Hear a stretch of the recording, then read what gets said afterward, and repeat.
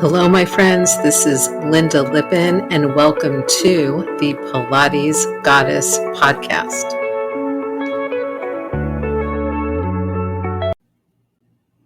Hello, my friends. This is Lynda Lippin, and welcome to episode 1 of the Pilates Goddess podcast.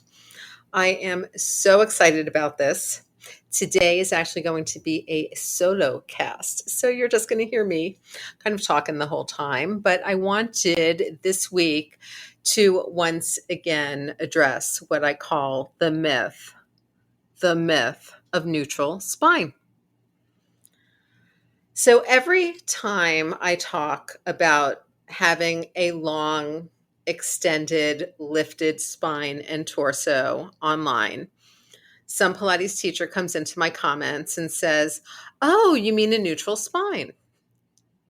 And I'm always like, "No, I don't mean a neutral spine." Now, and you may wonder why I'm averse to using the phrase neutral spine, because how could that possibly be bad? So I want to start out with a couple of stories for you that just are going to illustrate some of my concerns. So the first, and it's not to say that I never used, by the way, neutral spine as a cue in my life. I mean, I've been teaching Pilates for over 33 years. I used it. But here's my issues. Okay. Number one, maybe 12 years ago, I was teaching at the Como Shambhala Spa at Parrot Key, which is an A-list private island resort in the Turks and Caicos. And I had a guest come in, and she ended up doing a private mat session with me because she had been doing Pilates mat classes at her, Y at home. And it was hurting her back, and she wasn't sure what she was doing wrong.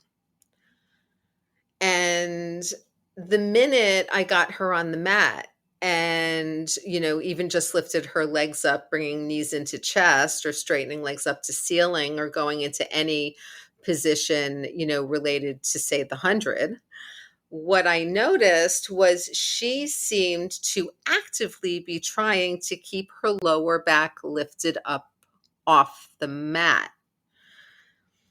And this, needless to say, was putting a ridiculous amount of strain on her lower back and on her hip flexors.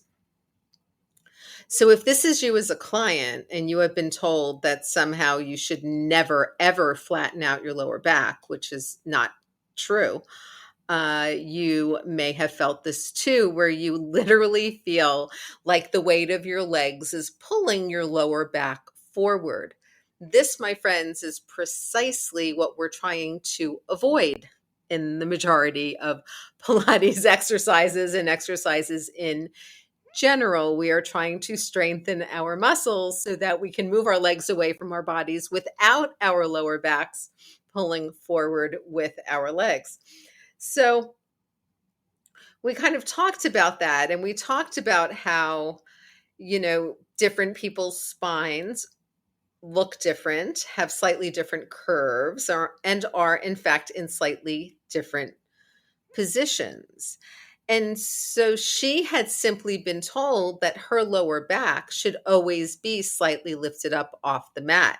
There were no modifications given for times when your knees are in towards your chest, times when you're rolling up your spine, or anything like that. So she was basically completely confused by this neutral spine cue, because she thought that she was always supposed to keep that. When, of course, I mean, if you teach Pilates, you know that especially the mat takes us through flexion, takes us through extension, takes us through rotation, takes us through side bending. And so we're always moving our spines, right? Within the Pilates mat, there's not a lot of moments when we're just kind of holding. So once she realized that, and that there were places where it was appropriate to think about, her back moving in that way, but not always, she felt a lot better and felt a lot better about going into class. So that was my first experience with somebody completely not getting the way the neutral spine cue was meant, right? So I spoke to her about neutral pelvis.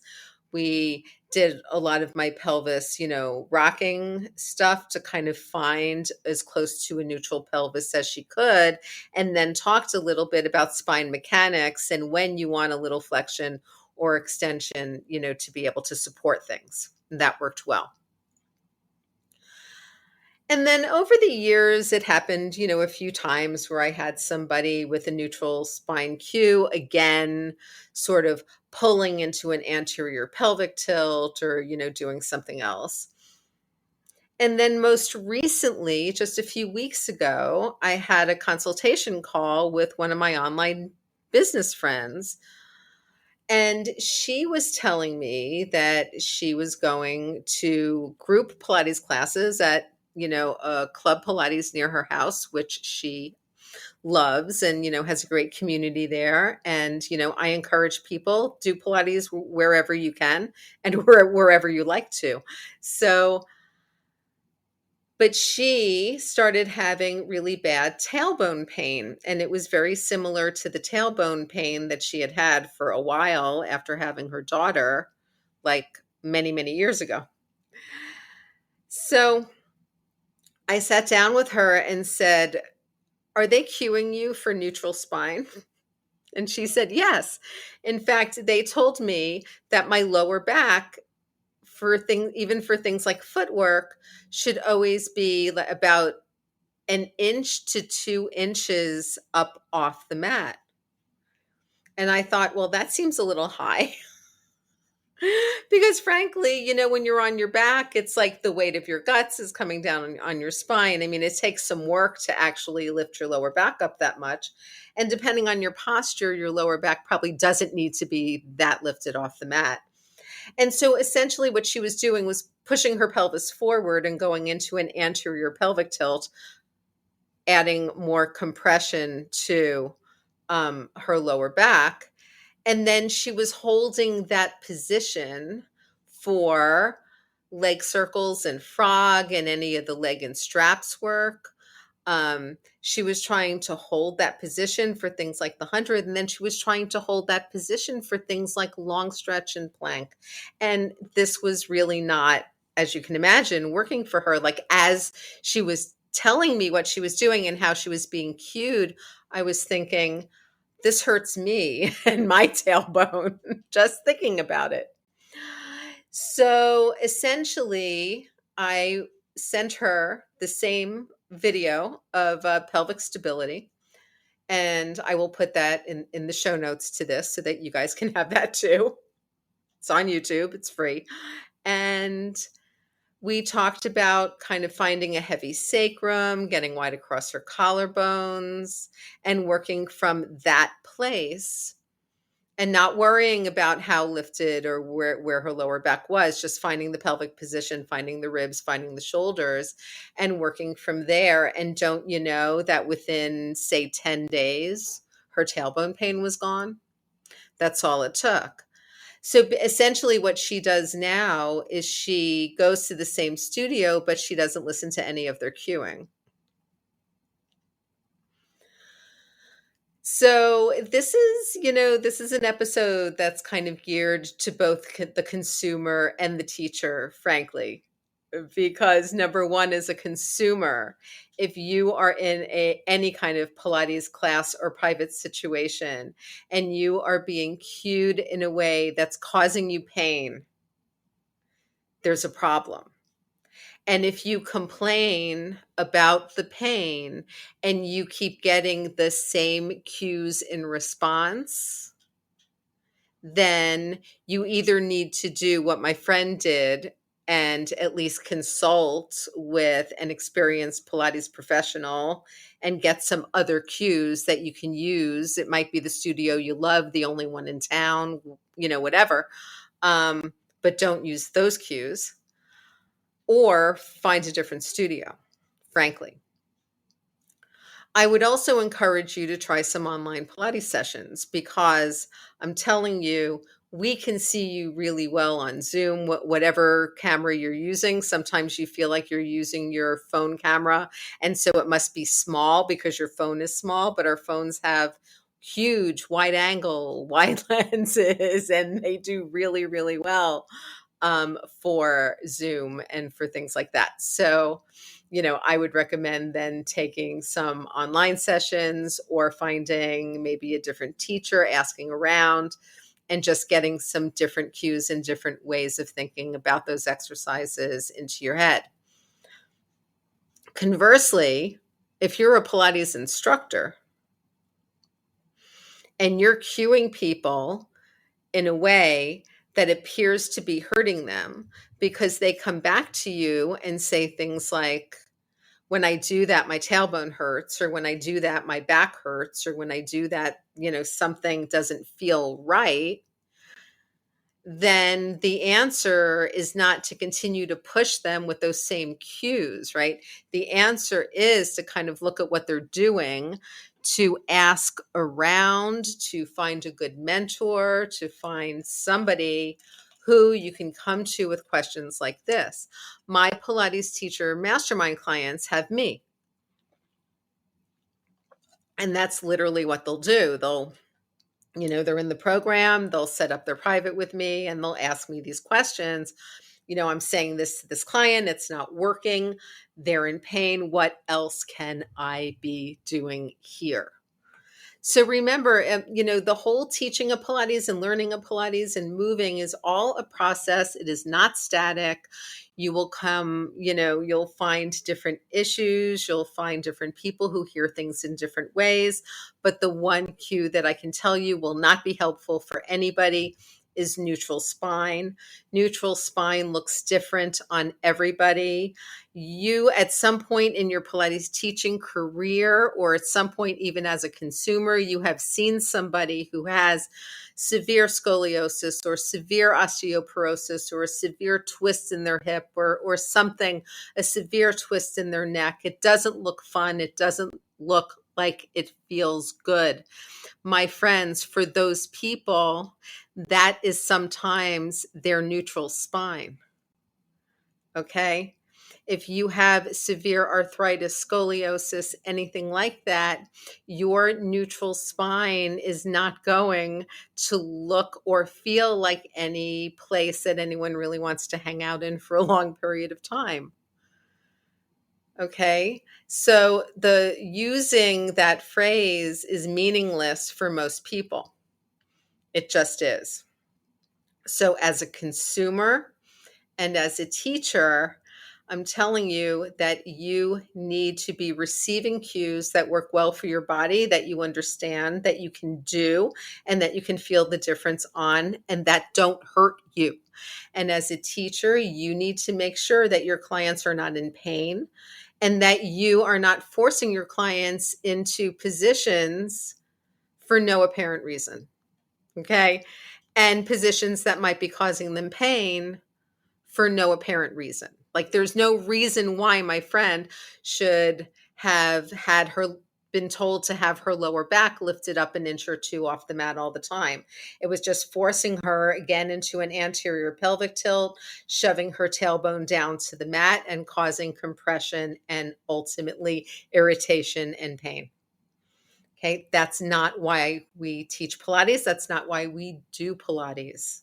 So I very much encourage you, if you're using those cues or if you're hearing those cues, to think about what you're doing with your body.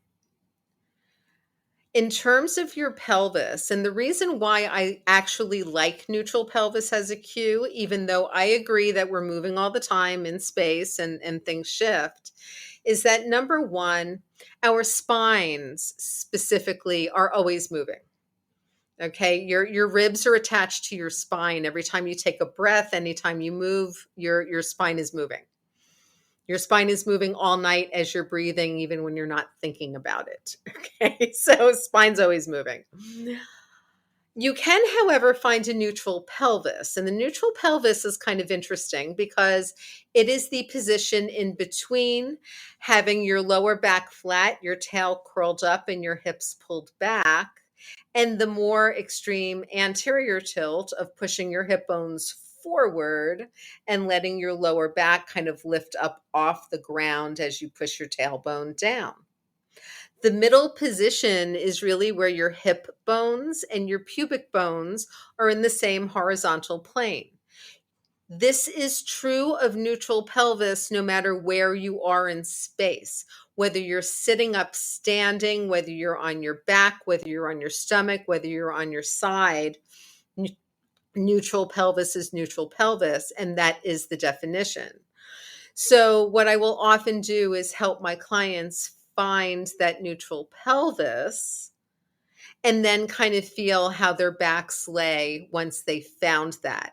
That's pretty much as close to a neutral spine as you're going to get with folks. Okay. So finding neutral pelvis will often help you find quote unquote neutral spine. If you are a consumer of Pilates, just find neutral pelvis and kind of work your spine in a long lengthened way from that.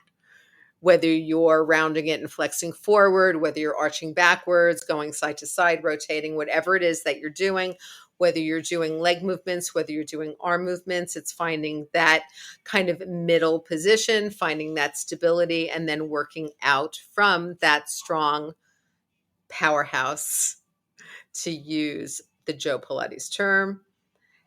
And, once you find that and once you really start doing that, you'll feel a difference. You'll feel pain relief.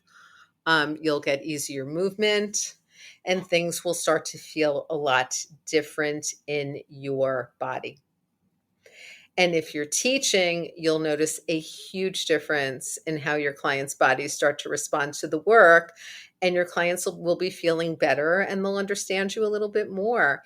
It is a win-win on all sides to stop using the cue neutral spine. And if you have to cue for something neutral, cue for neutral pelvis, my friends. So again, I will be putting a link to my pelvic stability YouTube video in the notes to this show. I encourage you to go over there, check it out. It is short and sweet and will pretty much give you everything that you need to know. And by the way, yes, that video was recorded in the Pilates studio at the Como Shambhala Spa at Parrot Key while I was working there. There are certain things that I have been teaching the same way for well over a decade. And the reason why is because they're things that work. And the things that don't work, I just stop doing. And I encourage all teachers to do the same. And as a client, if you're not getting that from your Pilates teachers, then I really encourage you to find new teachers and different places to learn.